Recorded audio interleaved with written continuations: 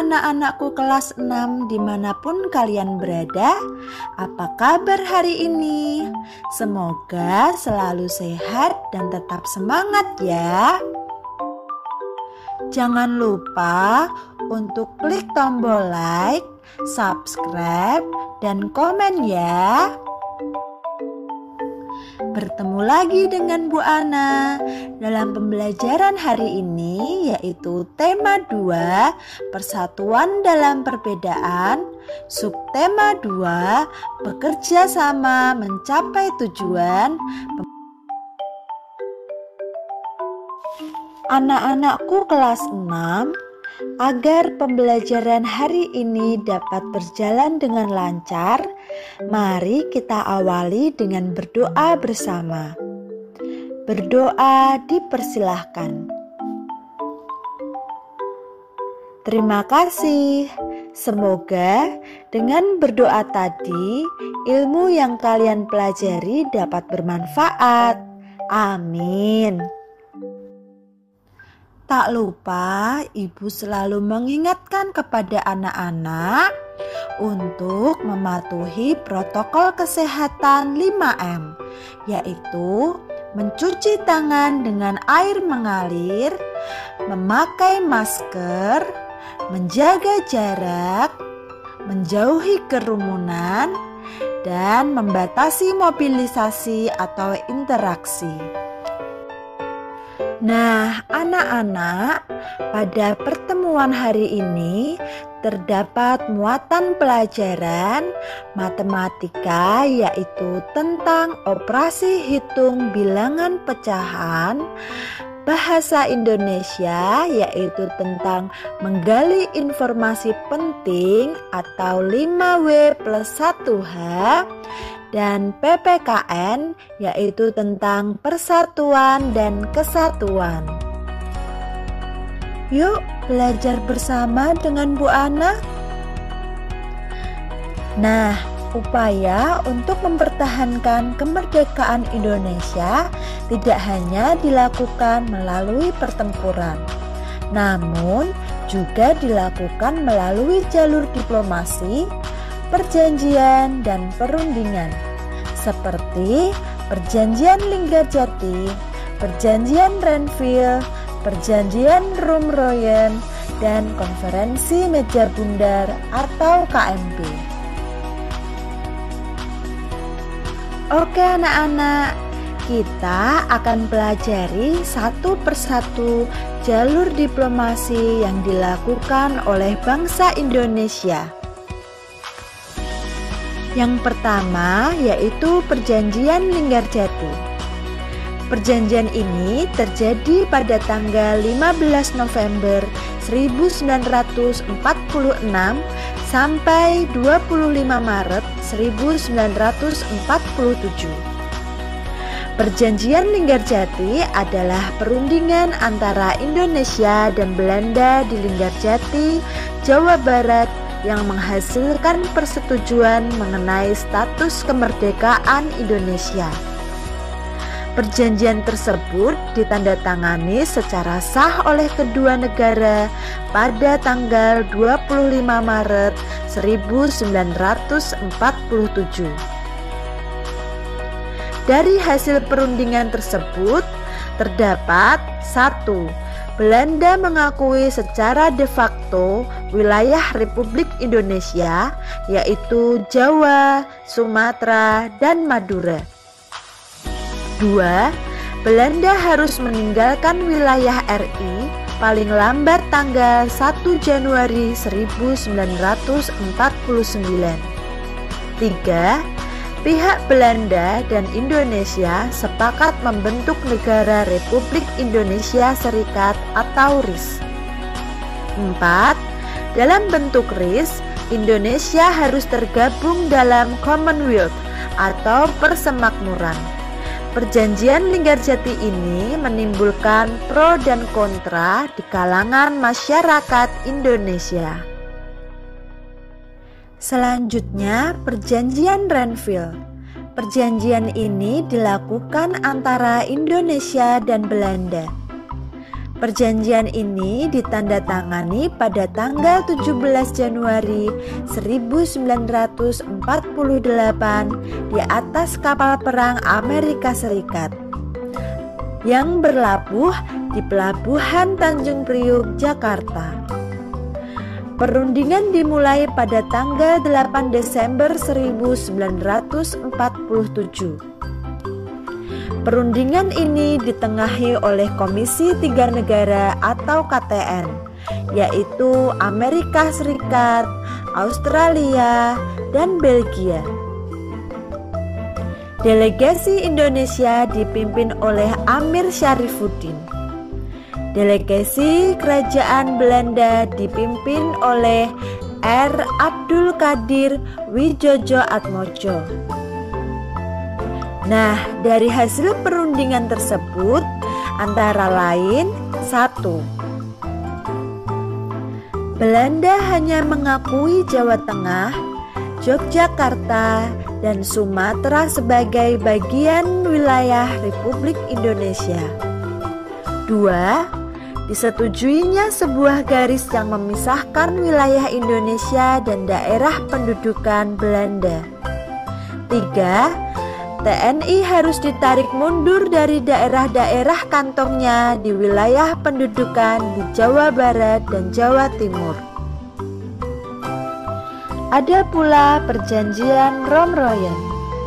Perjanjian ini dimulai pada tanggal 14 April 1949 dan ditandatangani pada tanggal 7 Mei 1949 di Hotel Des Indes, Jakarta. Nama perjanjian ini diambil dari kedua pemimpin delegasi, yaitu Muhammad Rom dan Herman van Rooyen. Tujuan perjanjian ini adalah untuk menyelesaikan beberapa masalah mengenai kemerdekaan Indonesia sebelum KMB di Den Haag. Hasil pertemuannya antara lain 1. Angkatan Bersenjata Indonesia akan menghentikan semua aktivitas gerilya. Pemerintah Republik Indonesia akan menghadiri KMB. 2. Pemerintah Republik Indonesia dikembalikan ke Yogyakarta. 3. Angkatan Bersenjata Belanda akan menghentikan semua operasi militer dan membebaskan semua tawanan perang.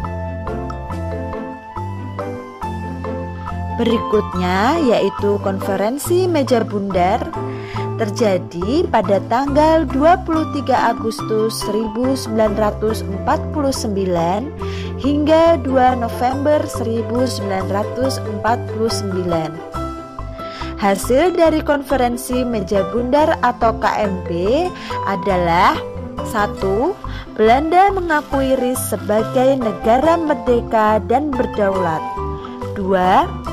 Status Irian Barat diselesaikan dalam waktu setahun sesudah pengakuan kedaulatan. 3. Akan dibentuk Uni Indonesia Belanda. 4. RIS mengembalikan hak milik Belanda dan memberikan hak konsesi dan izin baru untuk perusahaan-perusahaan Belanda. 5. Pengambilalihan hutang Hindia Belanda oleh Republik Indonesia Serikat. Sekarang anak-anak sudah mengetahui kan bahwa upaya mempertahankan Indonesia juga dilakukan melalui upaya diplomasi.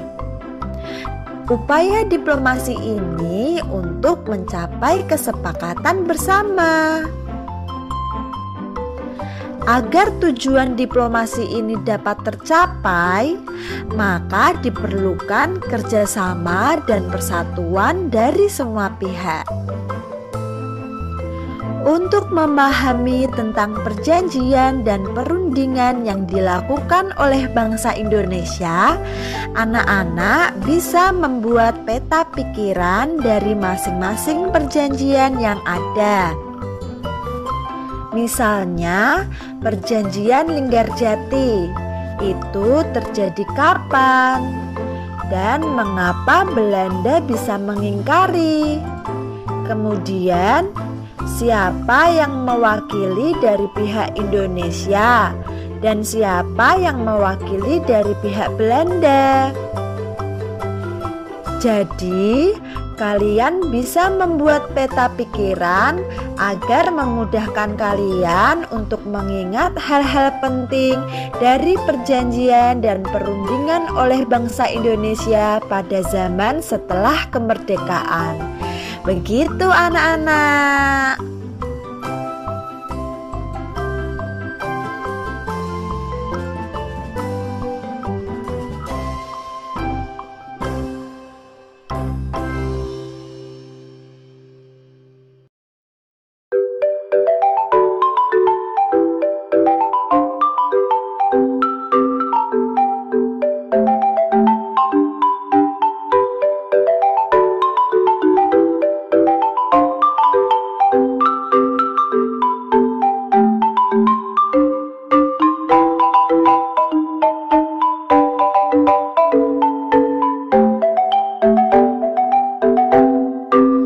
Kalau menurut anak-anak, apa makna persatuan dan kesatuan itu?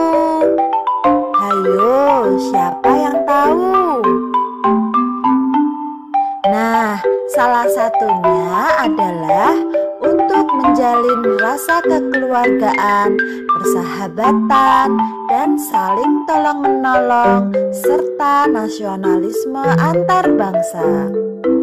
Sedangkan manfaatnya adalah akan tercipta suasana yang aman, damai, tentram dalam suatu negara.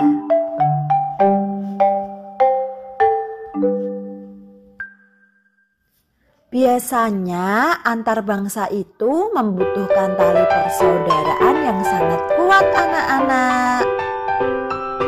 Di sini ibu akan memberikan contoh menggunakan tali berwarna merah putih dengan panjang 0,5 meter. Kemudian Siti menggunakan tali dengan panjang 1/4 meter dan Dayu menggunakan tali dengan panjang 1,2 meter. Jadi, urutan tali yang terpendek hingga terpanjang adalah 1/4 meter, 0,5 meter, dan 1,2 meter. Oke anak-anak, setelah memahami penjelasan dari ibu tadi, silahkan anak-anak mencoba untuk mengerjakan soal-soal berikut ini. Kemudian jangan lupa bahaslah bersama bapak atau ibu gurumu.